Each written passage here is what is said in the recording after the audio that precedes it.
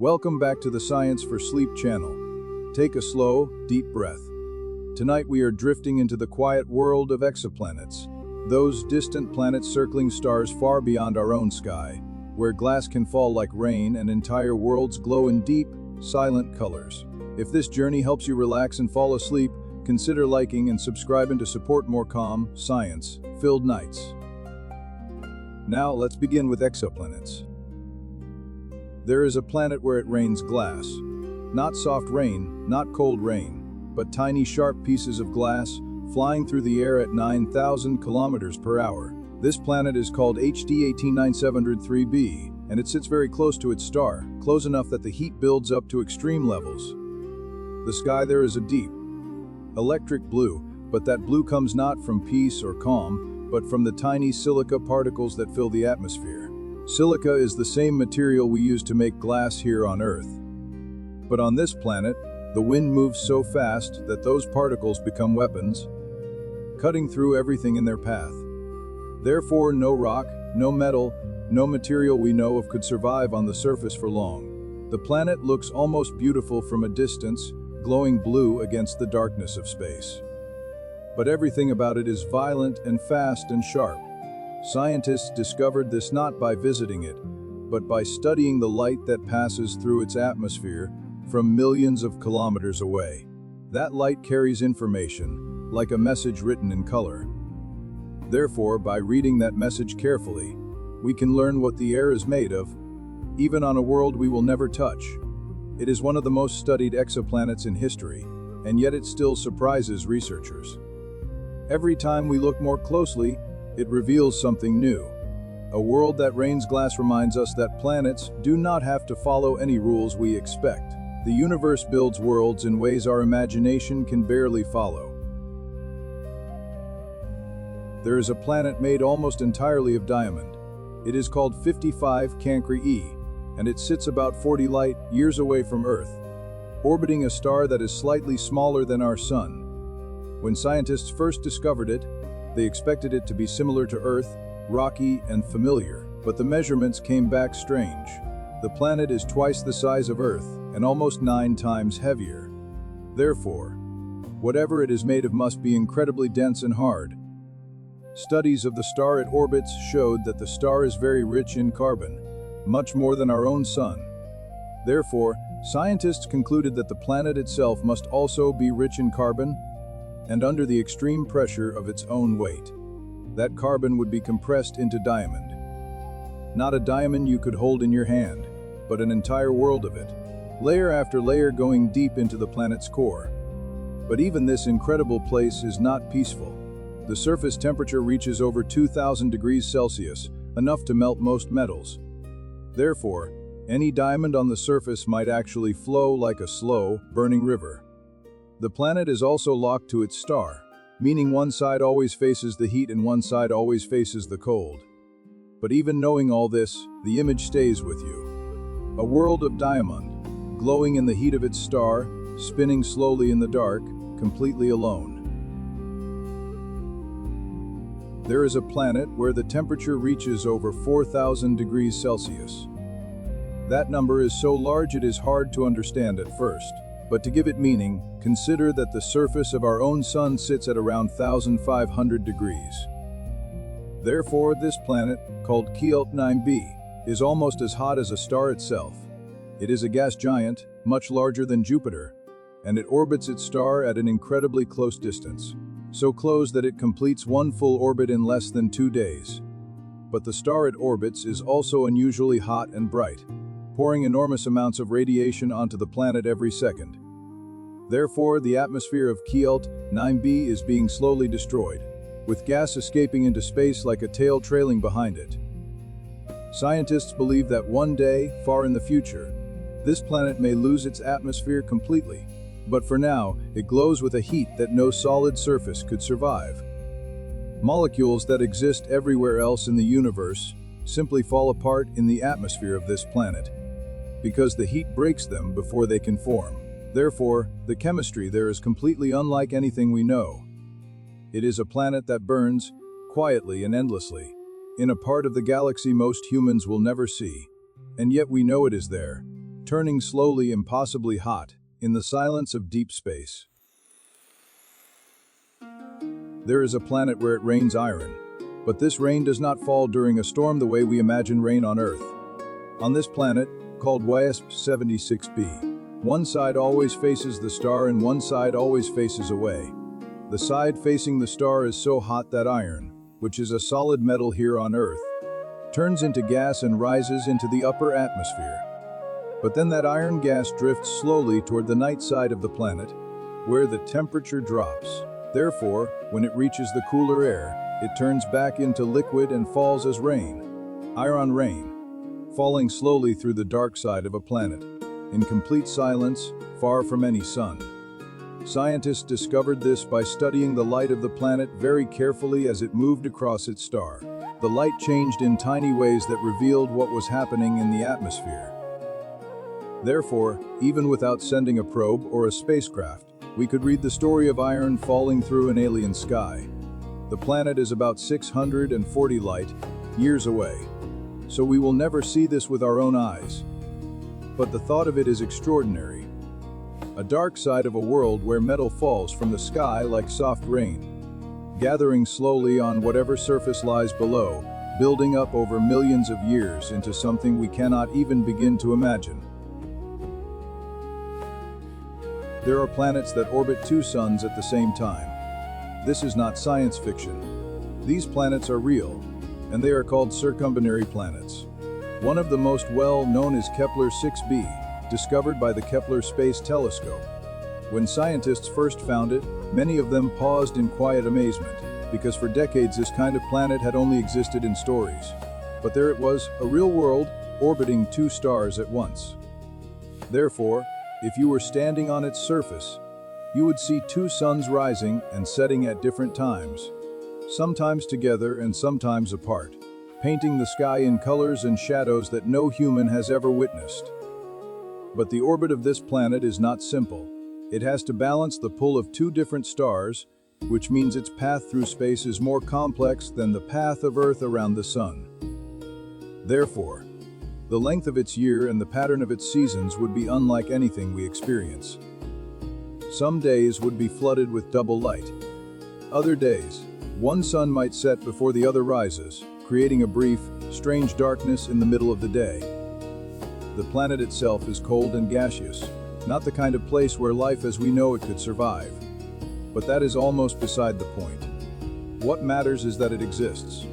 A world with two suns, real and measurable, turning quietly through space. There are planets that drift through space completely alone, with no star to orbit. They are called rogue planets, or orphan planets, and they are perhaps one of the loneliest things in the universe. Most planets form around a star and stay there, held by gravity for billions of years. But sometimes, during the early life of a solar system, planets get pushed out. A close encounter with another large planet, or a shift in the gravitational balance of a young system, can send a planet flying outward. Therefore, some planets escape entirely, drifting away from their star forever. But they do not disappear. They keep moving, slowly, through the deep space between stars, in complete darkness and complete cold. Scientists believe there may be more rogue planets in our galaxy than there are stars. Therefore, the universe is filled with dark, invisible worlds that no telescope has ever clearly seen, because there is no nearby star to light them up. Some of these planets may still carry heat from their formation, deep inside their cores, creating a faint internal warmth even without a sun, but the surface would be frozen beyond anything we can imagine. No light, no warmth, no seasons, just the slow drift through an endless dark for billions of years going nowhere. Some exoplanets are so dark they absorb almost all the light that touches them. These are called ultra-hot Jupiters, or, in some cases, they are simply described as the darkest known planets. One of the darkest ever found is called TRS-2b. It reflects less than 1% of the light from its star. Therefore, it is darker than coal, darker than black paint, darker than almost any material we know of on Earth. But this is confusing at first, because the planet orbits very close to its star and receives enormous amounts of light every second. You might expect it to glow or shine, but something in its atmosphere absorbs that light almost completely. Scientists are still not entirely sure why. Therefore, this mystery makes the planet even more fascinating. The leading idea is that the atmosphere contains gases and particles that trap light instead of reflecting it, turning all that energy into heat. But whatever the reason, the result is a world that is nearly invisible in the dark, a black planet orbiting a bright star, soaking in light and giving almost nothing back. If you were somehow hovering near it in space, you would see almost nothing, just a shape blocking the stars behind it, outlined only by the faint glow of its own heat. A shadow of a planet, enormous and silent.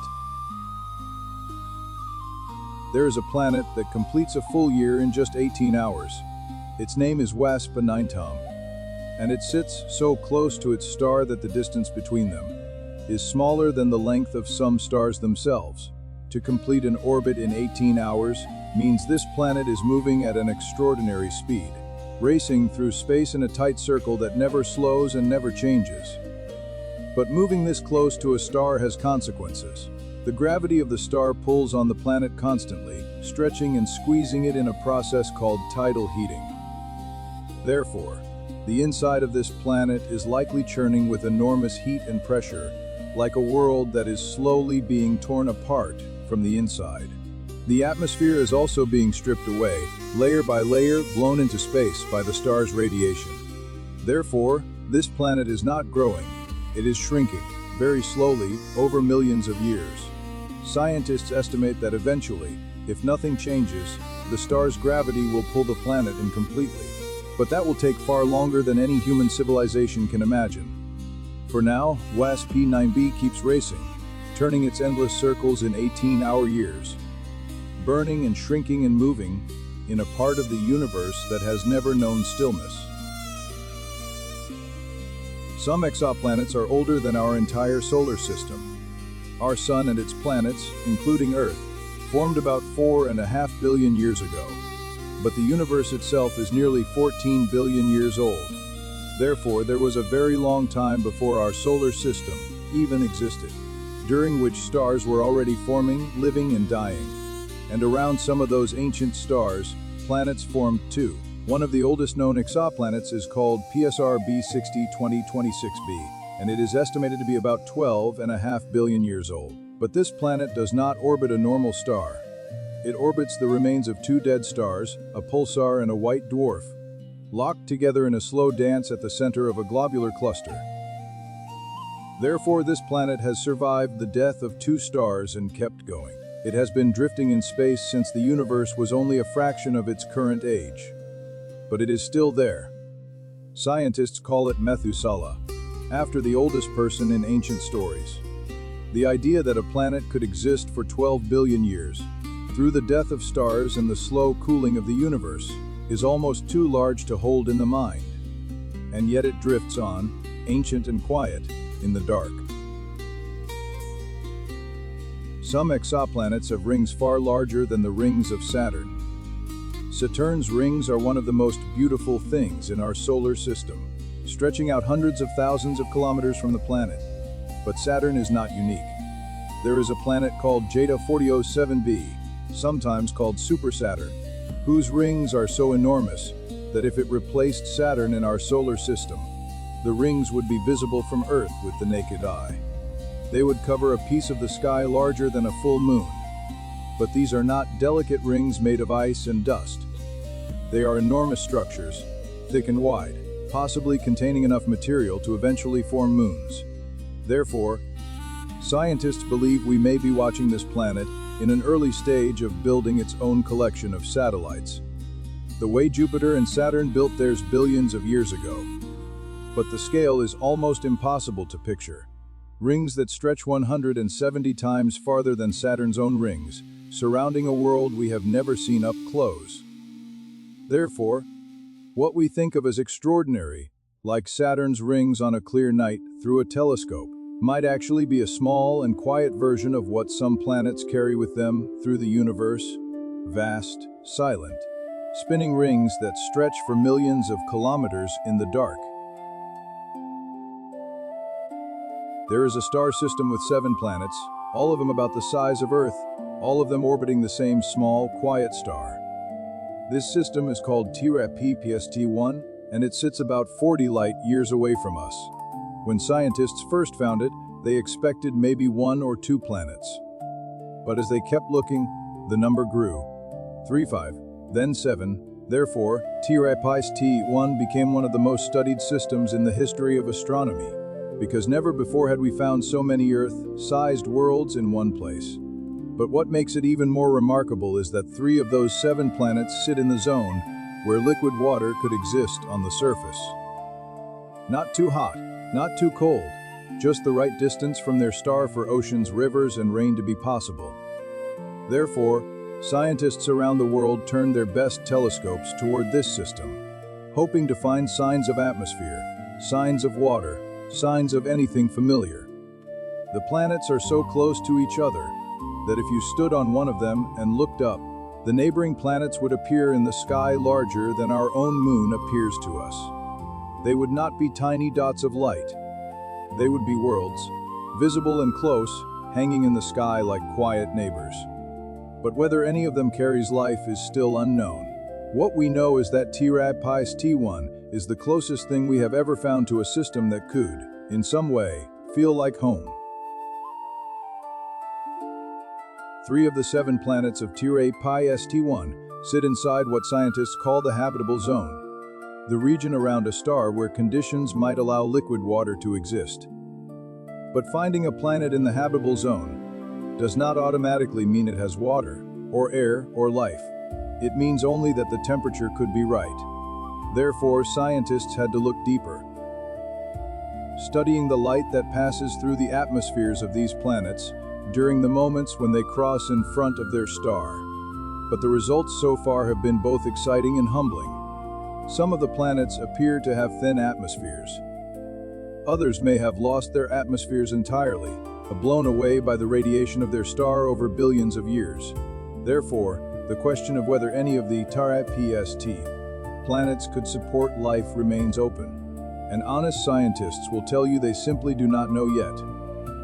But the James Webb Space Telescope has been watching this system very carefully, gathering data that no instrument before it could collect. Each observation adds a small piece to a very large puzzle, and the fact that 3 planets sit in the right zone, around a star that has been stable for billions of years, means the question is worth asking. Quietly, carefully, without rushing to an answer. There may be more rogue planets drifting through our galaxy than there are stars. Stars are already almost impossible to count. Our galaxy alone contains somewhere between 100 and 400 billion of them. But some estimates suggest that for every star in the Milky Way, there could be several rogue planets wandering in the dark between them. Therefore, the universe may be far fuller than it looks when we stare up at a clear night sky. We see the stars because they shine. But the rogue planets are invisible, dark and cold, giving off almost no light of their own. Therefore, most of them will never be found, never be named, never be studied. They exist in a kind of permanent invisibility, drifting slowly across distances so vast that even traveling at the speed of light, a journey between them would take years. But scientists have begun finding some of these wandering worlds using a technique called gravitational microlensing, which detects the way a planet bends the light of a distant star as it passes in front of it. Each detection is brief, a flicker in a faraway light, there and then gone. Therefore, each one leaves behind only a small clue, a whisper from a dark world that has been drifting alone for perhaps billions of years, in the cold and silent space between everything. There is an exoplanet larger than Jupiter that is so light it would float if you could find an ocean big enough to hold it. This planet is called WESP-70b, and it is one of the least dense planets ever discovered. Jupiter is already enormous, more than 1,000 times the volume of Earth, but WESP-70b is even larger than Jupiter and yet weighs far less than you would expect for its size.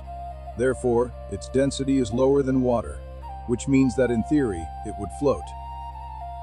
But of course there is no ocean anywhere in the universe large enough or calm enough to test this. The reason for its unusual lightness is the extreme heat from its nearby star. The star heats the planet's atmosphere so intensely that the gas expands outward, puffing up the planet like a balloon filling with warm air. Therefore, what you get is an enormous planet that is mostly empty space, a vast bubble of hot gas, loosely held together by its own gravity. But the more you look at it, the more it challenges the idea of what a planet even is. We tend to think of planets as solid, heavy, serious things. But WASP-7b drifts through space like something light and temporary, a giant soft world that the universe seems to be slowly breathing outward, 1 degree at a time. Some exoplanets are covered entirely by deep oceans, with no land, no mountains, and no shore anywhere on their surface. These are called ocean worlds or water worlds, and they are fascinating for a simple reason. Life on Earth began in water. Therefore, a planet made entirely of water might seem like the perfect place for life to grow. But the reality is more complicated. On Earth, the ocean floor has mountains, vents, and rocky surfaces that create the chemical reactions life depends on. But on a true ocean world, the water may be so deep that the pressure at the bottom turns it into a strange form of ice, even at high temperatures, blocking the contact between water and rock that chemistry needs. Therefore, a planet that looks like a paradise from a distance might actually be less friendly to life than a dry, rocky world with just a little water on its surface. But scientists are still learning. Some of these ocean worlds may have the right conditions in certain layers of their water, where pressure and temperature meet at just the right balance. The universe rarely makes things simple, and these vast, silent water worlds, spinning slowly in the dark without a single shore to stand on, remind us that even familiar things like oceans can become something completely alien when taken to their limit. Some exoplanets have one side that is always day and one side that is always night, forever. This happens when a planet orbits so close to its star that the star's gravity slows the planet's spin until it stops rotating freely. The planet becomes locked, one face always turned toward the heat, the other always turned toward the cold. This is called tidal locking, and it creates two completely different worlds on the same planet. Therefore, the day side can reach temperatures hot enough to melt rock, while the night side can be frozen to hundreds of degrees below zero. But the most interesting place on such a planet is the thin line between the two sides, called the terminator line.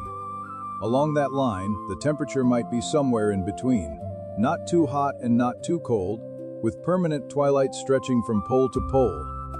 Therefore, if any place on a tidally locked planet could support life, it would be this narrow ribbon of in-between light, where the sun never fully rises and never fully sets. But the winds on such planets would be extreme, rushing from the hot side to the cold side in enormous constant storms, trying to balance the temperature difference that the planet's own locked spin creates, a world of permanent opposites where the sun never moves and the wind never stops. The James Webb Space Telescope can study the air of a planet that is hundreds of light years away without ever leaving our solar system. This sounds almost impossible, but the method is elegant and patient. When an exoplanet passes in front of its star, a tiny portion of the star's light filters through the edges of the planet's atmosphere before reaching our telescopes. But that atmosphere leaves a mark on the light, absorbing certain colors depending on what gases are present. Therefore, by carefully studying which colors are missing from the starlight, scientists can build a list of what the atmosphere contains. Water vapor, carbon dioxide, methane, oxygen. Each gas has its own fingerprint in the light. Therefore, the James Webb Telescope has already detected molecules in exoplanet atmospheres that were impossible to measure with older instruments. But each discovery raises new questions.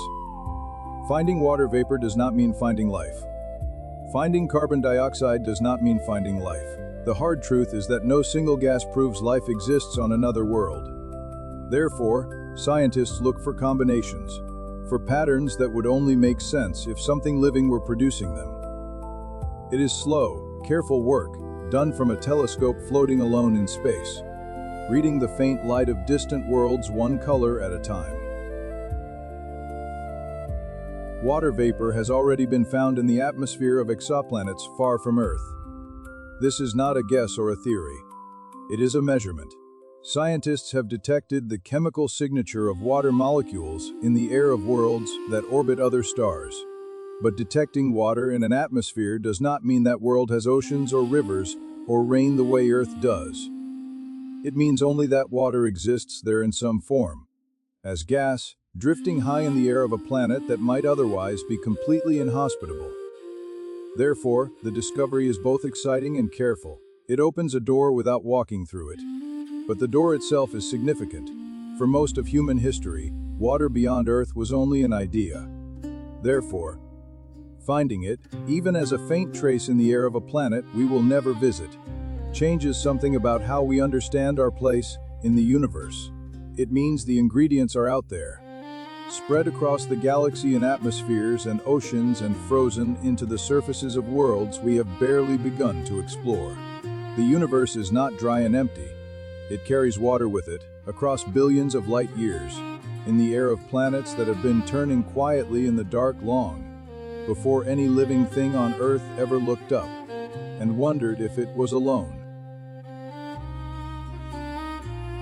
Some exoplanets are blessed with 2 sunsets every evening. Imagine standing on a rocky surface, the air still, and watching not one but 2 suns descend slowly toward the horizon.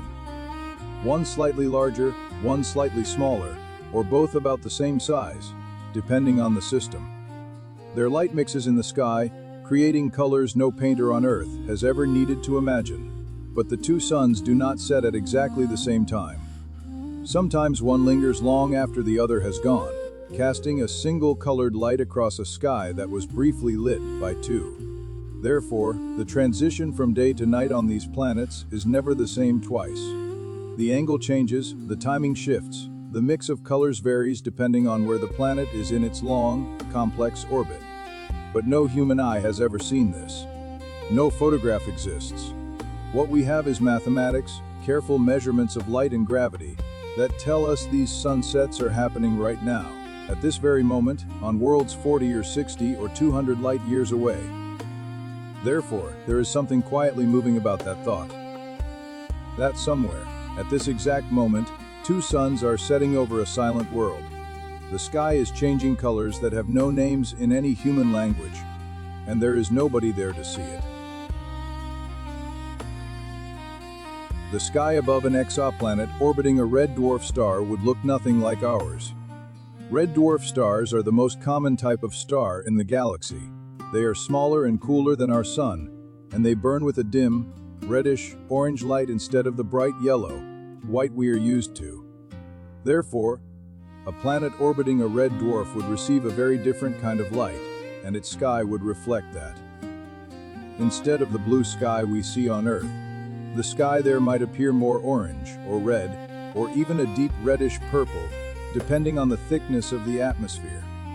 But plants and life forms on such a planet, if they existed, would have evolved to absorb different kinds of light.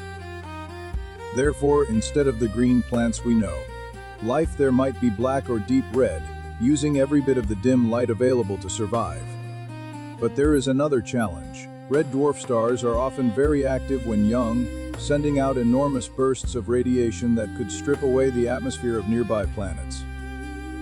Therefore, even though red dwarfs are most common stars in the galaxy, and even though they live for trillions of years, the planets around them face a difficult early life. Whether they survive long enough for something to grow on them is one of the great open questions in the search for life beyond Earth. If you could travel at the speed of light, the fastest speed anything in the universe can move, you would still need 4 years to reach the closest exoplanet to Earth. 4 years of traveling at 300,000 kilometers per second, without stopping, without slowing, covering a distance so large that numbers alone fail to describe it. But we cannot travel at the speed of light. Our fastest spacecraft today would take tens of thousands of years to cover that same distance. Therefore, the closest known exoplanet, Proxima Centauri b, is for now completely unreachable by any technology we have or are likely to build in our lifetimes. But here is the quiet wonder inside that impossibility. We know it is there. We have never sent anything close to it. We have never taken a photograph of it. But through mathematics and careful observation, we know a planet exists around the nearest star to our Sun, sitting at a distance where liquid water could exist on its surface. Therefore, in the story of humanity looking outward into space, this planet holds a very special place.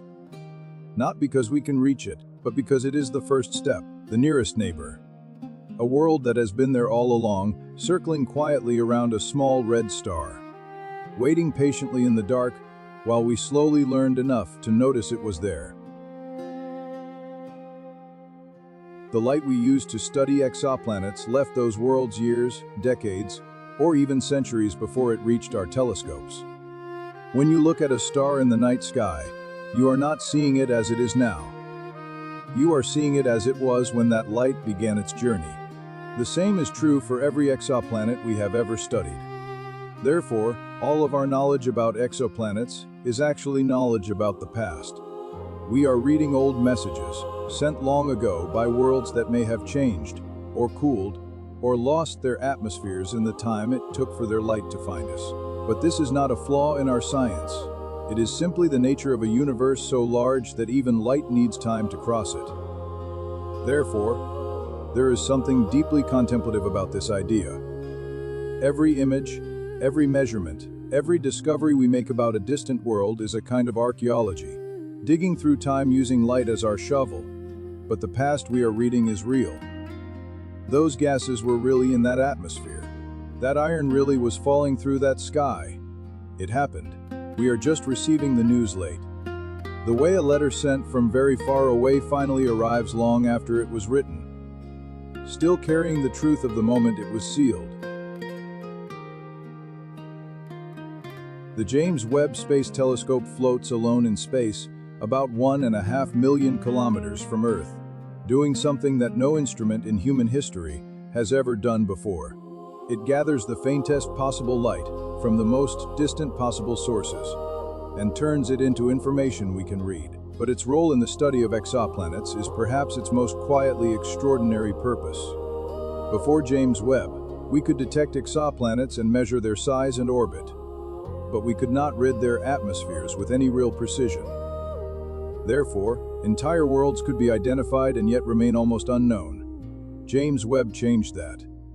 By collecting infrared light, the kind of light our eyes cannot see, but that carries enormous amounts of chemical information, it can identify specific molecules in the air of planets hundreds of light years away. Therefore, for the first time in history, we are not just finding worlds. We are beginning to understand what they are made of, what surrounds them, and whether they carry any of the ingredients that life, as we know it, requires. But each answer opens 3 new questions, and the telescope keeps watching, patient and cold, floating in the dark between Earth and everything else, reading the light of distant worlds, one careful observation at a time. The Kepler Space Telescope was launched in 2009 with one clear mission. Look at one patch of sky, watch 150,000 stars at the same time, and wait, just wait. Because every time a planet passes in front of its star, the star gets very slightly dimmer, by a fraction so small it would be invisible to any human eye. But Kepler was not a human eye. Therefore, it could detect those tiny dips in starlight, over and over, confirming that something was passing in front of each star on a regular schedule. And what it found was astonishing. More than 3,000 confirmed exoplanets, all discovered by watching light flicker. But Kepler did more than find planets. It changed how scientists thought about the universe. Before Kepler, we knew other planets existed, but we did not know how common they were. Therefore, after Kepler, we understood that planets are not rare or special. They are everywhere. Around almost every star we looked at, there was at least one world. Some stars had 5 or 6. Therefore, the universe from feeling mostly empty to feeling incredibly full, not with life necessarily, but with worlds. Quiet, dark, turning worlds, circling their stars in silence, whether we are watching or not. The very first confirmed exoplanet was not found orbiting a normal star. It was found orbiting a pulsar. A pulsar is what remains after a massive star dies in a violent explosion called a supernova. What is left behind is a tiny, incredibly dense object that spins hundreds of times per second and sends out beams of radio waves like a cosmic lighthouse. Therefore, the first confirmed planet outside our solar system was found in one of the most extreme environments in the universe. Scientists Alexander Wolszczan and Dale Frail announced the discovery in 1992, and the astronomy community was stunned. But not because a planet had been found. Because of where it had been found. This planet had survived, or perhaps formed after, the death of its star. Therefore, it exists in a system bathed in radiation, circling the spinning remains of something that once exploded with more energy than the sun will produce in its entire lifetime. But its existence proved something essential. Planets can form or survive almost anywhere. The universe does not require calm or safety to build worlds. It builds them in the ruins of dead stars, in the most violent corners of the galaxy, quietly and without asking permission. Every star visible in the night sky almost certainly has at least one planet orbiting it. This was not always known. For most of human history, our solar system felt like something special, perhaps unique. But the data gathered by telescopes like Kepler and TES has slowly rewritten that assumption. Therefore, when you stand outside on a clear night and look up at the stars, each point of light is not just a sun. It is a system, a collection of worlds, turning in their orbits in darkness and in light, in heat and in cold, at distances we cannot fully imagine. But this changes the night sky in a quiet and permanent way. You are no longer looking at a field of distant fires. You are looking at a map of worlds. Hundreds of them visible to the naked eye, thousands more hidden in the glow of the Milky Way. Therefore, the night sky is not empty space decorated with light. It is a ceiling made of solar systems, each one different, each one carrying its own history, its own chemistry, its own silences. But most of them will never be visited. Most of them will turn in their orbits for billions of years without any living thing ever crossing the distance to see them. And yet they are there, every clear night, quietly present above every person who has ever looked up and felt small. Every star has a habitable zone, a region of space where the temperature is right for liquid water to exist on a planet's surface. Not too close to the star, where the heat would boil everything away. But not too far, where everything would freeze solid. This zone is sometimes called the Goldilocks zone, because like the porridge in the old story, it has to be just right. Therefore, when scientists search for life beyond Earth, the habitable zone is one of the first things they look for. But the habitable zone is not a guarantee. A planet can sit perfectly inside it and still have no water, no atmosphere, no conditions for life whatsoever. Mars sits inside the Sun's habitable zone, and yet it is cold, dry, and largely airless today. Therefore, being in the right place is necessary but not enough. The planet also needs to hold onto its atmosphere, to have the right mix of elements, to have internal heat that keeps geology active. But the habitable zone is where the search begins, because it narrows down an almost infinite universe into a set of candidates we can actually study. And among those candidates, scattered across the galaxy around billions of different stars, there may be worlds where the conditions came together just right. Worlds where something quiet and alive has been growing for a very long time. Kepler-22b was the first exoplanet confirmed to sit inside the habitable zone of a star similar to our own Sun. When it was announced in 2011, it carried a particular kind of weight. Not because scientists declared life existed there, but because it was the first time we had found a planet in the right place, around the right kind of star, with the right kind of distance. Therefore, Kepler-22b became a symbol of possibility, a placeholder for everything we hoped to find. But the planet is about 2.5 times the size of Earth, which means it is likely not rocky the way our world is. It may be more like a small gas planet or a deep ocean world, with no solid ground anywhere on its surface.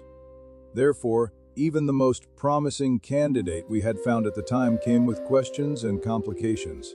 But that is how science works. Each discovery is both an answer and a new question. Kepler-22b told us that Earth orbits around Sun, like stars were possible and real. It told us the geometry could work. Therefore, it pointed the way forward. Quietly and without drama, the way the best discoveries often do. A planet in the right place, doing nothing but orbiting its star. Patient and indifferent to the attention of the small, curious creatures watching it from far away. Some exoplanets complete a full orbit around their star in less than a single Earth day. To understand how strange this is, remember that Earth takes 365 days to complete one orbit. Mercury, the fastest planet in our solar system, takes 88 days. But some exoplanets are so close to their stars that they race around in 20 hours, or 15 hours, or even less. Therefore, on these worlds, years pass the way hours pass on Earth. A planet could complete dozens of orbits in the time it takes you to go through a single week, but this closeness comes at a cost. The heat from the nearby star is enormous, and the gravitational pull is intense. Therefore, these planets are not peaceful worlds. They are hot, stressed, and slowly losing material to space. The tidal forces from the star stretch and compress the planet continuously, generating internal heat, the way squeezing a piece of metal makes it warm. But despite all of this, these planets keep going. Racing through their tight orbits, year after year, thousands of years passing in what would be a single Earth year. They do not slow down, do not drift outward, do not escape. They simply keep moving, fast and close and burning, in an orbit that has no room for rest. Some exoplanets are slowly shrinking, losing their atmospheres bit by bit to the radiation of their star. This process is called photoevaporation, and it happens gradually over millions and billions of years. The star sends out powerful radiation, and that radiation heats the top layers of the planet's atmosphere until they move fast enough to escape the planet's gravity. Therefore, the atmosphere leaks into space, slowly and continuously, like air leaving a balloon with a very small hole.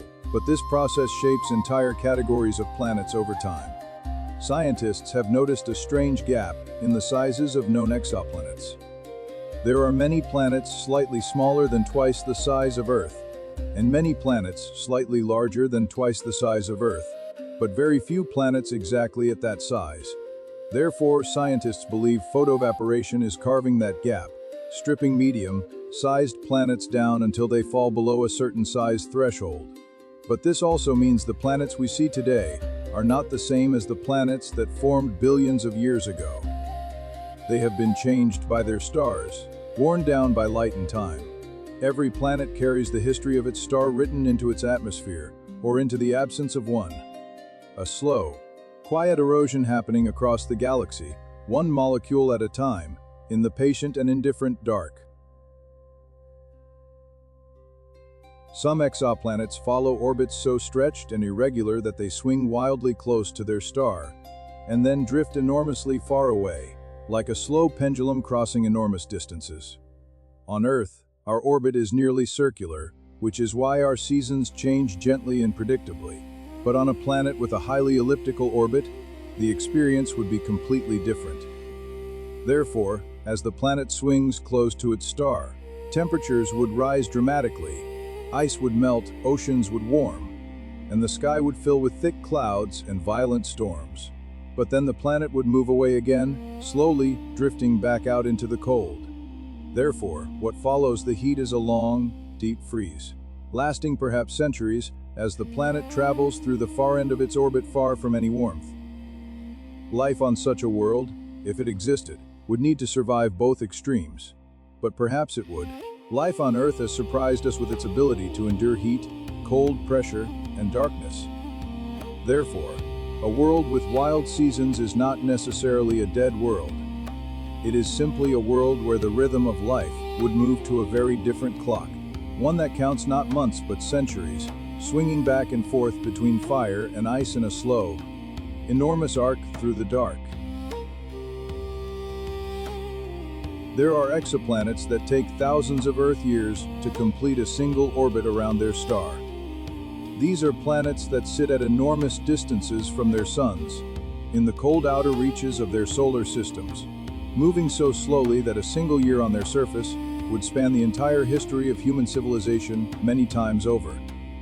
Therefore, while empires rose and fell on Earth, while languages were born and forgotten, while entire species came and went, one of these planets would have barely moved along its path. But they are still planets, still bound to their star by gravity, still following the same laws of motion that govern every world in the universe. Therefore, their slowness is not stillness. It is simply a different scale of time, one so large that our human calendars have no useful words for it. But there is something calming about this idea.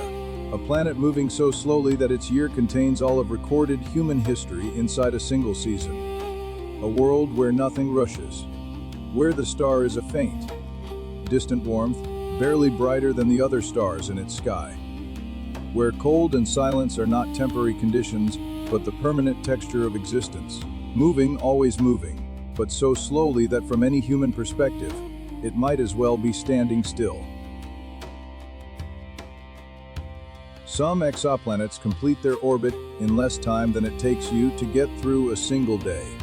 These ultra-short, period planets sit almost impossibly close to their stars, racing through space at speeds that dwarf anything in our own solar system.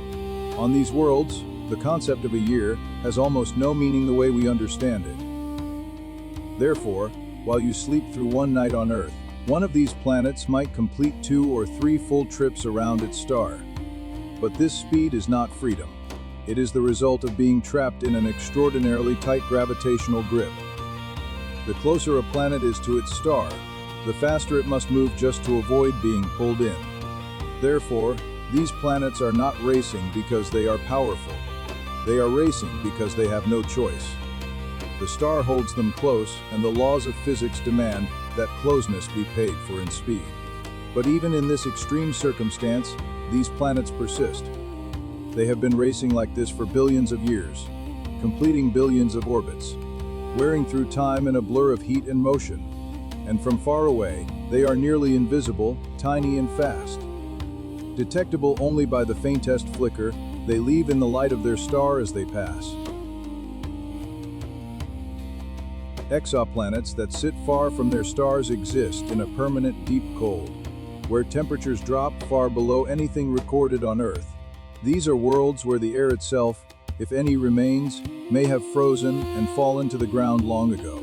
Where any water is locked in ice so old it formed before the first living thing appeared on our planet. Therefore, these distant, frozen worlds present a very different kind of quiet from the ones we have described before. Not the dramatic quiet of a tidally locked planet or the violent quiet of a glass, rain world, but a simple, ancient stillness. The stillness of cold that has never been interrupted. But cold does not mean dead. Some of these planets may have internal heat, left over from their formation, warming a liquid layer deep beneath a frozen surface, far from the star's reach. Therefore, even in the most remote and frozen corners of a solar system, the possibility of something persisting quietly in the dark cannot be entirely dismissed. Life on Earth has been found in Antarctic ice, in boiling vents on the ocean floor, in places where nothing was expected to survive. Therefore, the frozen silence of a distant exoplanet is not proof of emptiness. It is simply a reminder that the universe keeps its secrets well, and cold is not the same as empty. Exoplanets can slowly lose their atmospheres over millions of years, worn away by the constant radiation of their star, until almost nothing remains. But this is not a sudden or dramatic process. It is quiet and gradual, more like erosion than explosion, the way wind slowly shapes a stone over centuries until the original shape is gone. Therefore, a planet that begins its life with a thick, rich atmosphere full of gases might end up, a billion years later, as a bare rock orbiting in silence, with almost nothing left above its surface. But the reverse can also happen. Some planets receive fresh gases from volcanic activity deep inside them, replenishing their atmosphere even as the star strips it away. Therefore, the atmosphere of a planet is not a fixed thing. It is a balance, constantly being lost and sometimes being replaced, shifting slowly over timescales that dwarf anything in human experience. But what determines which direction that balance tips is a combination of the planet's size, its internal heat, the activity of its star, and the distance between them. Small planets close to active stars tend to lose. Large planets far from quiet stars tend to keep. And somewhere in between, there are worlds where the balance holds just long enough for something interesting to happen. Most exoplanets are found not by seeing them directly, but by noticing what they do to the light of their star. When a planet passes in front of its star, from our point of view, the star gets very slightly dimmer. Not enough to notice with the human eye, but sensitive instruments can measure it precisely. Therefore, by watching for these tiny, regular dips in a star's brightness, scientists can confirm that something is orbiting it and calculate how large it is and how long its year lasts. But this method has a limitation. It only works if the planet's orbit happens to pass between us and the star from our angle. Therefore, for every planet we find this way, there are likely many more whose orbits never cross our line of sight. Planets that are just as real and just as interesting but invisible to this technique simply because of geometry. But knowing this limitation is itself useful. It means that the thousands of exoplanets already discovered are only a fraction of what exists. The real number is almost certainly much larger. Therefore, every confirmed discovery is not just a planet. It is a representative of many others we cannot yet see, a sample from a galaxy that is far fuller of worlds than even our most generous estimates suggested a generation ago. Rocky exoplanets similar in size to Earth are among the hardest to find. They are small, which means the dimming they cause when they pass in front of their star is extremely slight. They are dense, which means their gravitational effect on their star is subtle. Therefore, the instruments needed to detect them must be extraordinarily sensitive, far beyond what early planet hunting telescopes could achieve. But the effort is worth it because rocky planets are the kind most likely to have solid surfaces, stable conditions, and the physical foundation that complex chemistry requires. Therefore, finding them has become one of the central goals of modern astronomy. Every rocky planet discovered around a distant star is a small victory in the long search for something familiar out there in the dark. But familiarity in size does not mean familiarity in character. A rocky planet twice as massive as Earth might have gravity so strong that anything standing on its surface would be crushed. Or it might have a thick hydrogen atmosphere that turns it into a very different kind of world entirely. Therefore, size is only the beginning of the story. It opens the question: what comes next, what the planet is actually made of and what surrounds it, is a much longer and more patient conversation between scientists and starlight. The TESS satellite, launched by NASA in 2018, was designed to do something ambitious: watch almost the entire sky for exoplanets. Not just one patch the way Kepler did, but nearly all of it, scanning sector by sector over the course of 2 years and then beginning again. Therefore, TESS was built to find the closest and brightest exoplanet systems, the ones near enough for follow-up telescopes like James Webb to study in detail. But TESS does more than find planets. It watches stars continuously, detecting not just the dimming caused by passing planets, but also the flares, the pulses, and the rhythms of the stars themselves. Therefore, every exoplanet found by TESS comes with a detailed portrait of its star, making it easier to understand the environment the planet lives in. But TESS has also found unexpected things: planets in unusual orbits, stars with more planets than predicted, systems that do not fit the models scientists had built. Therefore, Each surprise is a reminder that the universe is not obligated to match our expectations. It builds what it builds, in the arrangements it chooses. Following rules we are still in the process of learning. And Tess keeps watching, quietly scanning the sky, sector by sector, finding worlds that have been there all along. Some exoplanets began their lives surrounded by enormous amounts of hydrogen gas, forming thick atmospheres that covered them completely. But hydrogen is the lightest gas in the universe and therefore the easiest to lose.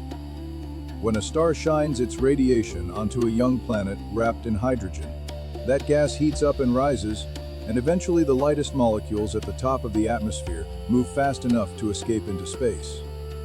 Therefore, over millions of years, the hydrogen slowly bleeds away, leaving behind whatever was underneath. But what is left depends entirely on the planet. If it was mostly rock and metal, it becomes a bare world.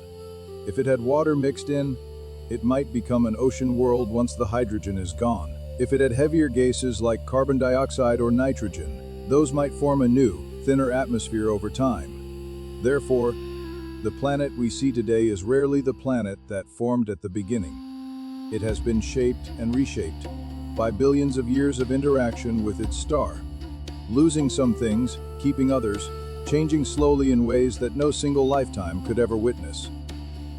But the history of all those changes is written into what the planet is now, waiting to be read by anyone patient enough to look carefully at the light. Some exoplanets were formed long before our solar system existed. In an earlier age of the universe, when the first generations of stars were creating the first heavy elements. These ancient planets have been orbiting their stars for 12, 13, or even 14 billion years, almost as long as the universe itself has existed. Therefore, they were already old worlds when the cloud of gas and dust that would eventually become our sun had not yet begun to collapse.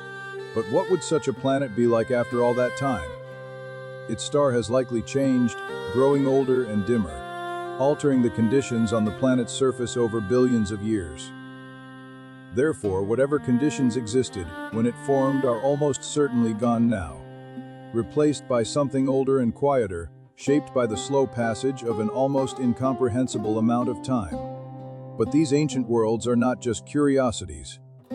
They tell us something important. They tell us that the universe began making planets almost as soon as it had the materials to do so. Therefore, the story of planets, and perhaps the story of life, did not begin with our solar system. It began much earlier, in a younger and more energetic universe, around stars that have long since burned out, leaving behind only their ancient worlds to drift on quietly through the dark. There are more planets in the universe than grains of sand on every beach and desert on Earth combined. This is not a poetic exaggeration. It is a conclusion drawn from real data. When the Kepler telescope showed that almost every star has at least one planet, and when you multiply that by the estimated number of stars in the observable universe, the result is a number with more zeros than most people will ever write down in their lifetime. Therefore, the universe is not a vast empty space with a few rare worlds scattered inside it. It is an ocean of worlds, most of them dark and silent and unknown, turning in their orbits around their stars without any awareness of the small planet where curious creatures spend their nights looking up and counting. But this abundance raises a question that is very hard to sit with quietly.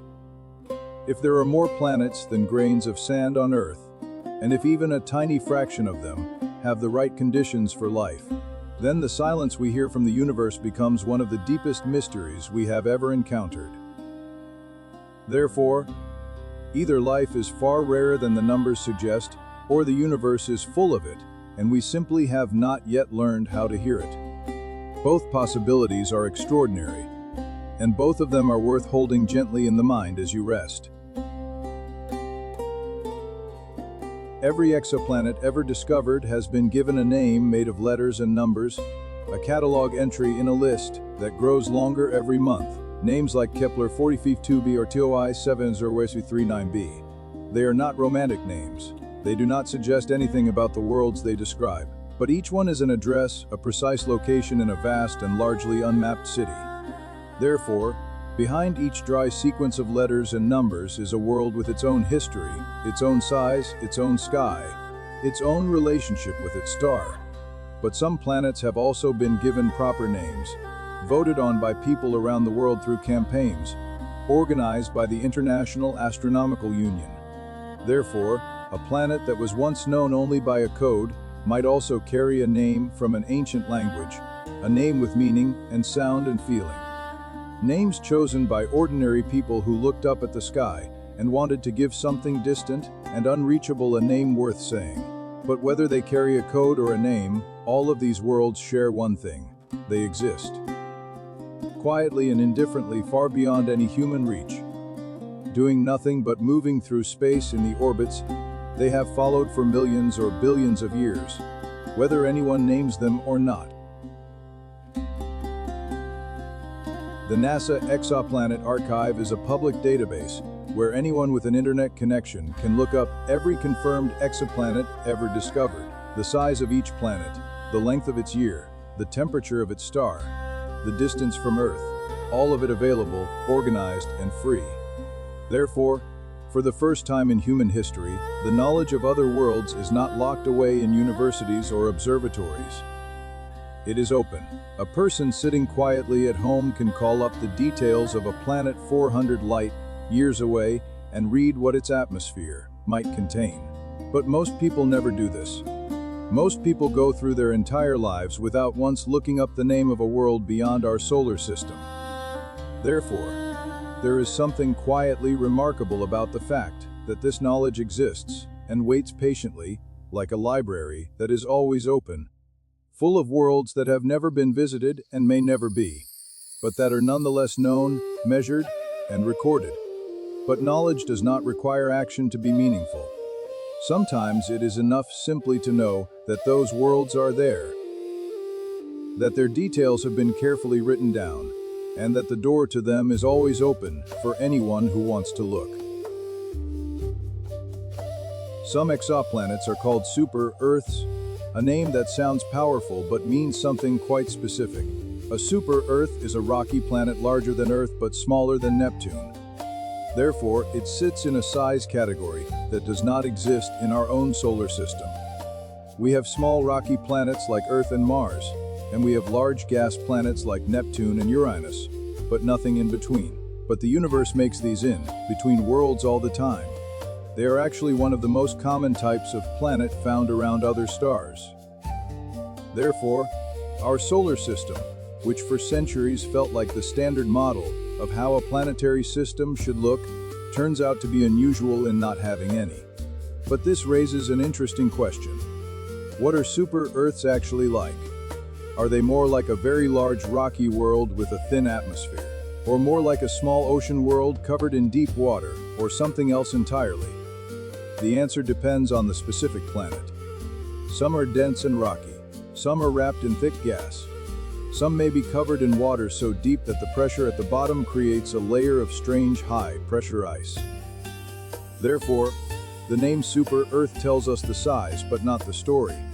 Each one is its own world, following its own rules, in its own quiet corner of the galaxy. Hot Jupiters are among the strangest planets ever discovered. They are gas giants, similar in size to Jupiter, but instead of orbiting far from their star the way Jupiter orbits far from our Sun, they sit extremely close to their star, completing their orbits in just a few days. Therefore, the temperatures on these planets are extreme, often reaching thousands of degrees, baking the outer atmosphere continuously. But what makes them strange is not just where they are, it is how they got there. Giant planets are thought to form far from their stars, where the material to build them is abundant and the conditions are cold enough for gas to accumulate. But something must have happened to push or pull these planets inward, moving them from where they formed to where we find them now. Therefore, the existence of hot Jupiters tells us that planetary systems can change dramatically over time, that planets can migrate across enormous distances, and that the neat, stable arrangement of our own solar system is not the only way things can end up. But hot Jupiters also tend to be lonely. Their migration inward likely disrupted any smaller planets that were in their path. Therefore, many of these systems have a single giant planet sitting close to its star, surrounded by emptiness, the sole survivor of a solar system rearranged by its own history. The star that T-Pi-Pi-Pi-is T1, its orbit is so small and dim, if you replaced our Sun with it, you would barely notice any light coming through your window. It is what astronomers call an ultra-cool red dwarf, burning at a temperature far below our own Sun, giving off most of its energy as infrared light rather than the visible light we are used to. Therefore, its 7 planets must orbit extremely close to it just to receive enough warmth to keep water from freezing. But this closeness means they are likely tidally locked, each one showing the same face to the star forever. Therefore, their skies would be permanently fixed. The star always in the same position, never rising and never setting, just hanging there, dim and reddish, over one hemisphere while the other half of the planet lives in eternal night. But the star has one important advantage over our Sun. It will live for an almost incomprehensible amount of time. While our Sun has about 5 billion years left before it begins to die, T-Pi-Pi-Is T1 will burn steadily for an estimated 4 trillion years. Therefore, if any of its planets develop the right conditions for life, they will have time measured not in billions of years, but in trillions of years to do so. Quiet, unhurried, in the slow light of a star that has barely begun its life. Studying exoplanets teaches us things about our own planet that we could not learn any other way. When you have only one example of something, it is very hard to know which of its features are essential and which are accidental. Earth is the only planet we know of with life. Therefore, for a long time, we did not know whether the conditions that allowed life here were common or extraordinarily rare. But every new exoplanet discovered adds a data point, a comparison, a way of seeing Earth from the outside. Therefore, when we find a rocky planet with a thin atmosphere and no liquid water, we learn to appreciate the thickness of our own sky. When we find a world with no magnetic field being stripped bare by its star, we learn to value the invisible shield that wraps our planet and deflects radiation every day, without us ever noticing. But exoplanets also show us that Earth is not as unique as we once believed. There are other rocky worlds. There are other worlds with water. There are other worlds in the right distance from their star. Therefore, Earth remains special not because it is the only world with these features, but because it is the world where all of them came together at the same time, in the right combination, and something extraordinary grew from it. Each exoplanet is a world that has existed in silence for millions or billions of years. Long before any human being ever thought to look for it, it has been turning in its orbit, receiving the light of its star, holding whatever it holds, in complete indifference to whether it is observed or named or understood. Therefore, there is something humbling about the act of finding these worlds. We did not create them by discovering them. We simply noticed something that was already there, patiently waiting in the dark. But the act of noticing still matters. It matters because knowledge changes the people who hold it. Knowing that the universe is full of worlds, that every star you can see carries planets around it, that the night sky is not a ceiling but a depth full of systems and orbits and silences, changes how small and how large you feel at the same time. Therefore, looking at exoplanets is not just a scientific exercise. It is a way of understanding where you are, a way of measuring the distance between the ordinary and the infinite. But between those two things, between the ordinary and the infinite, there is a space where wonder lies. And it does not require a telescope to feel it. It requires only a quiet moment, a willingness to look up, and the knowledge that what you are looking at is not empty. In some distant solar system, at this exact moment, a planet is completing an orbit. A year is ending on a world with no name in any human language. No record in any archive, no entry in any database. No one knows it is there. No telescope has ever caught its faint shadow crossing its star. Therefore, it exists in a category that is somehow both real and completely unknown, a world confirmed by mathematics and probability, but never by observation. But this is true of the vast majority of planets in the universe. The ones we have found are a tiny fraction of the ones that exist. Therefore, all of our discoveries, all of our telescopes and satellites and calculations, have revealed only the smallest edge of something immeasurably large. But that edge is enough to change everything. It is enough to know that worlds are out there, in numbers too large to count, each one different, each one old, each one carrying its own silence through the dark. Therefore, what we have found is not the answer. It is the beginning of a question so large that every generation of people who comes after us will spend their lives adding to it, one planet at a time, one careful observation at a time, in the long and patient conversation between humanity and the universe it finds itself living inside. Somewhere among the trillions of worlds that fill the universe, there may be a planet where something is alive and looking up. Not necessarily something like us, not necessarily something with eyes or questions or telescopes, but something that exists, that moves through its world, that responds to the light of its star. Therefore, every fact about exoplanets eventually leads back to the same quiet possibility, the one that makes the whole search feel personal. We are not just looking for planets. We are looking for company, but we may never find it. The distances are too large, the time too long, the signals too faint. Therefore, the search itself becomes the meaning. The act of looking, of building instruments and doing the mathematics and naming the worlds we find, is already a way of reaching out. But perhaps the most honest thing that can be said is also the simplest. We are here on a small rocky world, orbiting an ordinary star in one of hundreds of billions of galaxies. And we are looking, carefully, patiently, with everything we have, into a universe so full of worlds that the number has no name. And in the looking, in the quiet and persistent act of turning our eyes outward into the dark, we become, for a moment, something a little larger than we were before.